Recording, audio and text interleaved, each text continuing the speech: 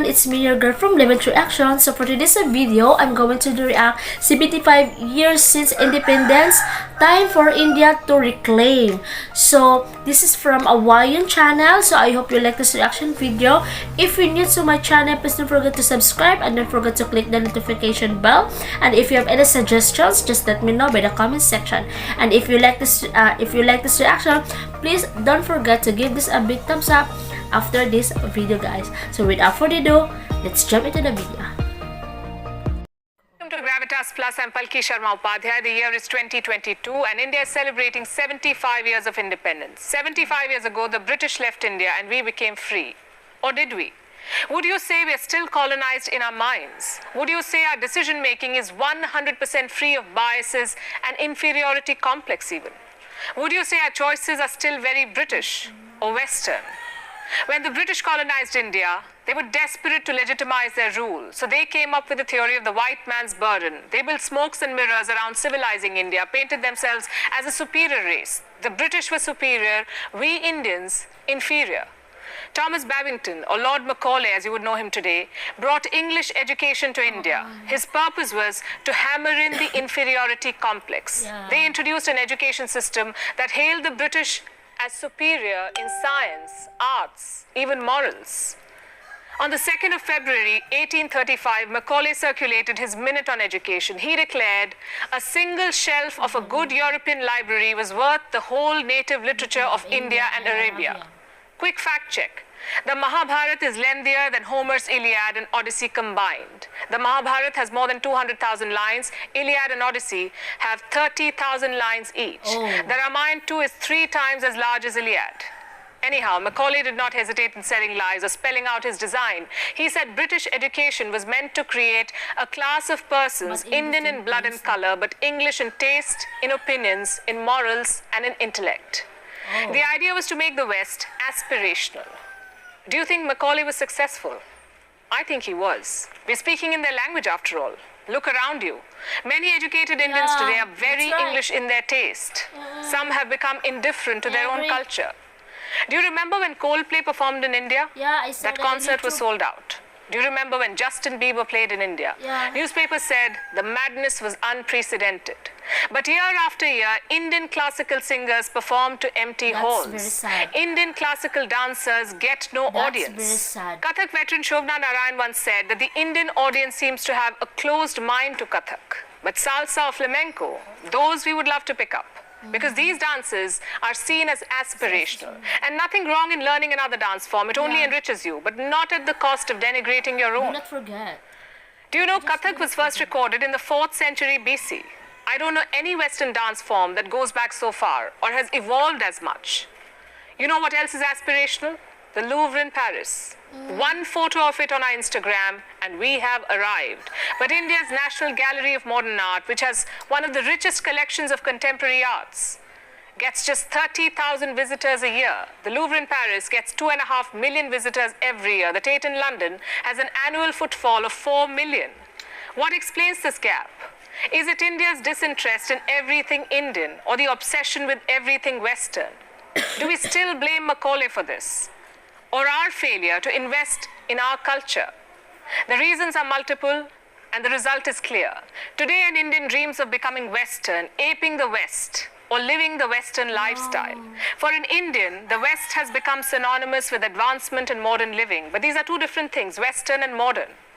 If only we could cure this 75-year-old colonial hangover, if only we could look through what Macaulay wanted us to learn, if only we could reconnect with our heritage, we would realize that it's us, the Indians, who have always been ahead of our times. Ancient India was aspirational. Ancient India was advanced. Meet Bodhayana. He lived in 800 BC. He calculated what the world knows today as the Pythagoras theorem. Pythagoras lived in 570 BC in Greece. Most likely he picked the theorem from the Hindu sages he studied under. Have you heard of the Fibonacci number sequence? This is how it looks. Every number is the sum of the 2 preceding numbers. The world credits Italian mathematician Fibonacci for the sequence. But an Indian sage named Hemchandra wrote it long before Fibonacci. And Hemchandra was not the first, by the way. An Indian mathematician named Gopala studied these numbers long before Hemchandra or Fibonacci. Eurocentric textbooks will not tell you this. Macaulay would never want you to know this. An Indian invented zero, an Indian taught the world how to calculate the value of pi, an Indian invented the decimal system or the binary digits, or the heliocentric theory about the solar system. It was Aryabhat who first proposed that the earth is round, it rotates on its axis and revolves around the sun. Today we learn about Copernicus. We wear t-shirts and sweatshirts of NASA. You know what? But 1,000 years before Copernicus, Aryabhat determined the diameter of the earth. He also determined the diameter of the moon. The culture of science in India dates back 5,000 years. Did you know the modern English brick bonding was inspired by Indus cities? Today we look westward at the very mention of plastic surgery, but it was India that taught plastic surgery to the world. Meet Sushruth. He was an ancient Indian physician. He lived around 800 BC in the kingdom of Kashi. Sushruth Samhita is the earliest known document to give a detailed account of rhinoplasty. It also describes more than 300 different operations, some 121 surgical instruments. A lot of them are very similar to modern-day surgical tools.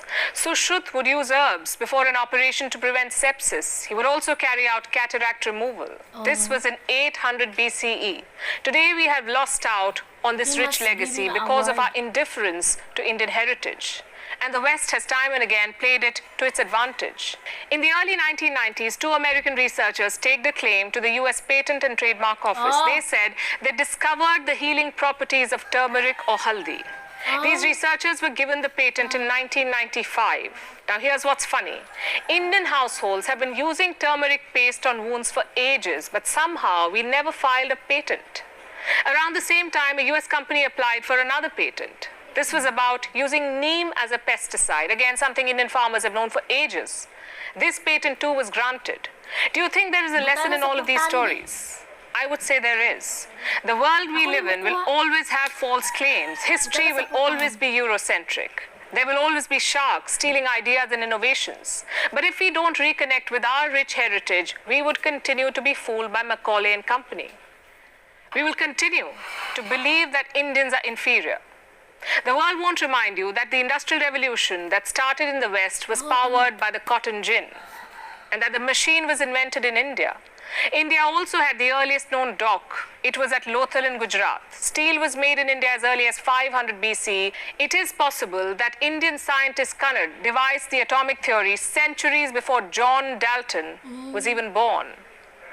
India was the first to smelt zinc by distillation. The first seamless celestial globe was made in Kashmir. It was by Ali Kashmiri Ibn Luqman. And despite all of these advancements, India never went on an offensive. India never invaded another country. We did not have crusades. Our ancestors not just taught the world science, mathematics, and astronomy, we also exemplified tolerance. This is the birthplace of four religions: Hinduism, Buddhism, Jainism, Sikhism. It is hard to find a heritage this rich. 75 years ago, we got the chance to reclaim this very heritage. But have we done justice to it? 75 years ago, Mahatma Gandhi led a freedom movement so that you and I could claim what is rightfully ours. You know, the great Indian heritage. But 75 years on, our minds may still not be free, and our spirit of innovation not completely unleashed. Look at the number of patents India filed in 2020 and compare this to the rest of the world. This is just one parameter, but it tells you the story. Freedom is supposed to nourish critical thinking. Freedom is about being proud of your culture, your color, your customs. So let's stop looking westwards. Let's look inwards. We've been free for 75 years. It's time we reclaimed our lost glory. It's time we reconnected with our heritage and got back to being what we've always been, far, far ahead of the times. Nice video. Kudos to you. Okay, I agree with all the facts and everything. In the part of the video, we do last year we do a reaction about the culture invention, like the solar system, the mathematician, the zero, the pi, as plastic surgery and everything. I like this kind of video. I hope wion will set the schedule to to make a content like this, the ancient about ancient history of India. I like this video because this is just not a news, it's just a knowledge.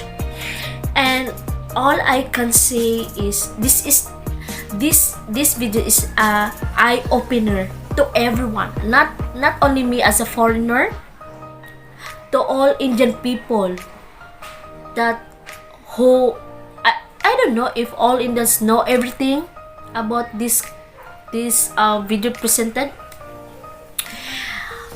All this must be taught, especially for the new generation.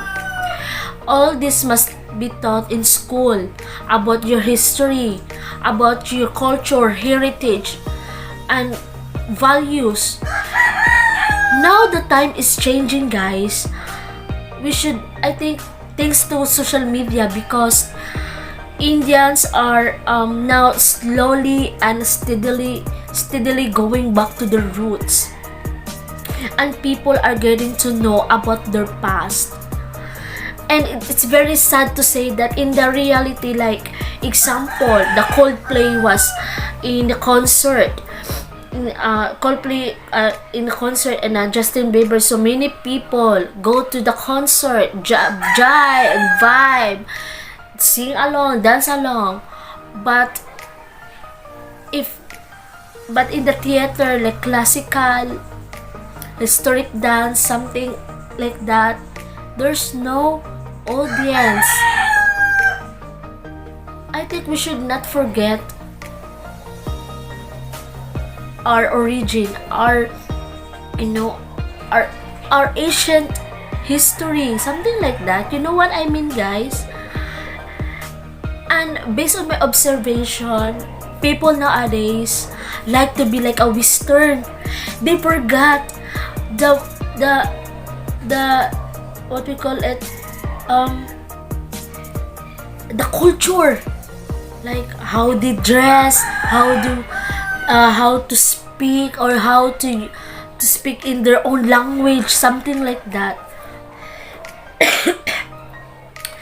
And that's right, that India must reclaim its rich, diverse, and unique syncretic culture. And India should embrace Indian's tradition and implement it on daily basis, so that to ensure the next generation will follow the suit. And this video is very well done, and I really like it so much. This is an eye opener to everyone. So how about you? What is your thought about this video, guys? Let me share. Can you share it, guys, in the comment section? So I hope you like this reaction video, guys, and if you like this reaction video, please don't forget to give this a big thumbs up, and if you're new, don't forget to leave the subscription, and see you to our next video, guys. Sorry for the noises in the background, guys. Bye for now.